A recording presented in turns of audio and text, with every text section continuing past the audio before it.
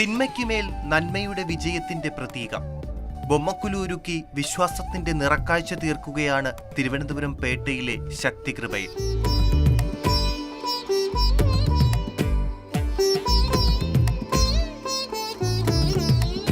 പ്രത്യേകം പട്ടുവിരിച്ച് 5, 7, 9 എന്നിങ്ങനെ തട്ടുകളായാണ് ബൊമ്മക്കുലു ഒരുക്കുന്നത്.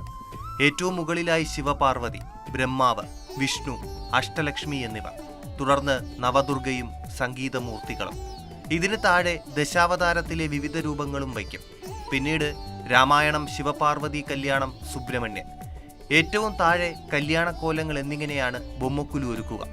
108 ഗണപതികളും കൂട്ടത്തിലുണ്ടാകും. ഓരോ ദിവസവും ദേവിക്ക് പ്രത്യേകമായിട്ടുള്ള നിവേദ്യങ്ങളും, ഈ വൈകുന്നേരങ്ങളിൽ കുട്ടികളെയും സുമംഗലിയായിട്ടുള്ള സ്ത്രീകളെ ഒക്കെ ക്ഷണിച്ച് അവർക്ക് വെറ്റിലപ്പാക്ക് കൊടുക്കുക എന്നുള്ള ചടങ്ങുകളും, അതുപോലെ തന്നെ സൗന്ദര്യലഹരി, ദേവീ മഹാത്മ്യ പാരായണം, അതൊക്കെ നടത്തി ഒരു നിറങ്ങളുടെ ഉത്സവമാണ് ഈ നവരാത്രി എന്നുള്ളത്. അതുപോലെ സംഗീതത്തിൻ്റെയൊക്കെ. മഹിഷാസുരനെ വധിക്കുന്നതിനായി ദേവിയുടെ ശക്തിയായ 9 ഭാവങ്ങൾ രൂപം കൊണ്ടതാണ് നവരാത്രി എന്നാണ് ഐതിഹ്യം. 9 ദിവസങ്ങളിലായി ദേവിയുടെ ഓരോ ഭാവത്തെയും പൂജിക്കുന്നതിനാണ് ബൊമ്മക്കുലു ഒരുക്കുന്നത്.